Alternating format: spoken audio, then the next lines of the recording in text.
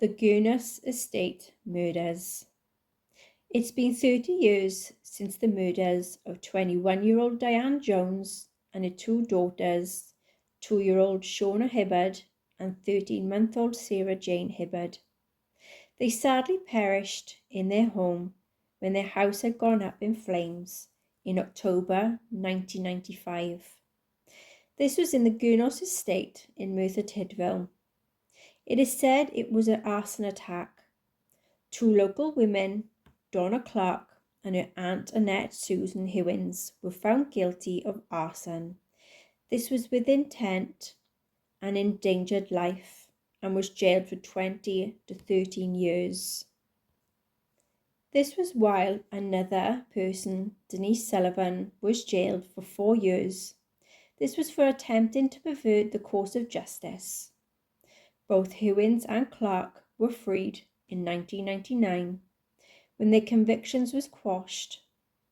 Sullivan's sentence was reduced on an appeal and she walked free in October 1998. Diane's father, Johnny, was aged 52 when he sadly took his own life. Forensics had found that the petrol was the cause of the accelerant to cause the fire. The fire had started when an unknown attacker had tore away the front door of the home in Marigold Close. And this was when they put petrol in and started a fire that was fatal in 62 Marigold Close. Detectives and forensic investigators are doing a review of the case. Hewins had died in February 2017, less than 24 hours after being detained in a mental health unit, and this was after struggling to cope with a miscarriage of justice. It was a very tragic case that left a big shadow over the Gurnos community. Diane's mother sadly passed away from cancer. There had been a balloon release in memory of Diane and the two little girls. Diane and the two little girls were discovered upstairs in a bedroom. There is hopes for some new evidence to come to light. Mary Jones and her sister Denise have been appealing for information since their mum sadly passed away. If anyone has any information on the murders of Diane and her two daughters, please contact South Wales Police, quoting 2200 348104 or call 101. So I did do a tarot card session on this case, and the questions I asked was, what happened to Diane Jones and her two daughters, Shauna Hibbard and Sarah Jane Hibbard, in Gurnos Estate, Merthyr Tydfil on October 11th, 1995 at 62 Marigold Close? So the first thing I had come to me that was psychically was a male name called Mark. I'm not too sure if this is very relevant, but that was the name that just popped out to me psychically. Okay, so the first tarot card was 10 of Wands. There was an overwhelming burden.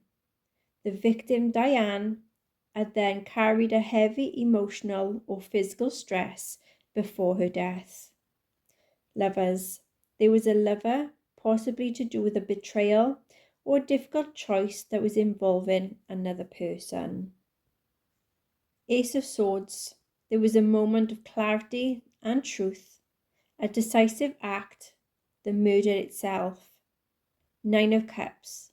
The perpetrator or perpetrators felt satisfied and justified. Reverse Strength. There was a loss of control, vulnerability, and being overpowered. Reverse Page of Cups. There was an emotional immaturity, manipulation, and someone very close had acted deceptive.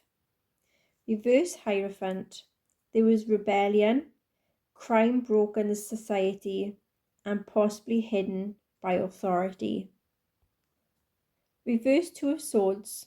There was an indecision and confusion. There was a forced choice.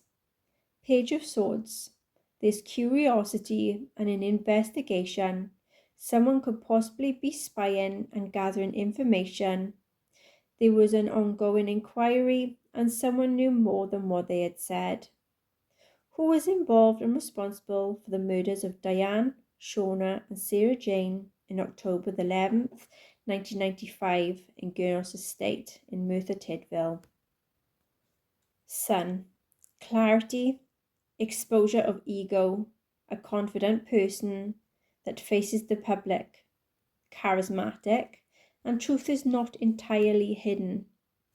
Three of Pentacles, there's collaboration, teamwork, more than one person that is involved. The perpetrator did have help. Five of Swords, there's conflict, manipulation, a betrayal, ruthfulness, and don't care. Chariot, there is determination, having control, a driven individual that planned it meticulously with a strong intent. King of Pentacles, this person was powerful, a wealthy man. He had a status about him, possibly a boss, patriarch, or was in some type of leadership role. Seven of Cups, there was confusion, illusion, there was a warning of deception. They hid behind many personas. Knight of Swords, they were impulsive, aggressive, acted rash and violent. This could be a young or emotionally volatile person. Moon, there were secrets, hidden truth, lies, a cover-up and manipulation. Four of Pentacles, there was possessiveness, controlling, jealous, and wanted power. Magician in reverse, there was trickery, manipulation, and misuse of power. There was a red flag, con artist, and they had a hidden agenda. Eight of Swords, there was a sense of being helpless, trapped, lashing out, and someone being coerced. This is the perpetrator's profile.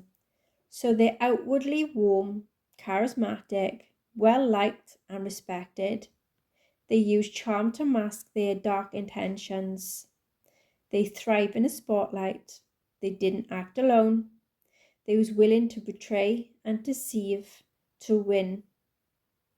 They have a history of conflict, bullying, and they have some psychological games. Highly driven, obsessive, executed with precision, strong willpower, dominating others, wealthy, influential, and authoritative. Could be a business person, patriarch, or someone with the material control. They're motivated by status, legacy, and financial security. They are a master of distraction and confusion. They created false leads.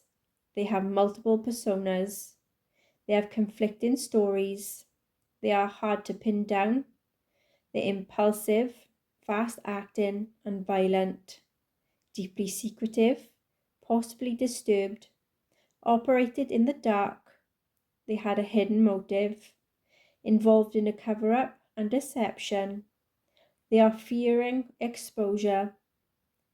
They are paranoid, can be closed off, pretended to be helpful or innocent, can be involved in fraud, mentally unstable, and hiding their guilt.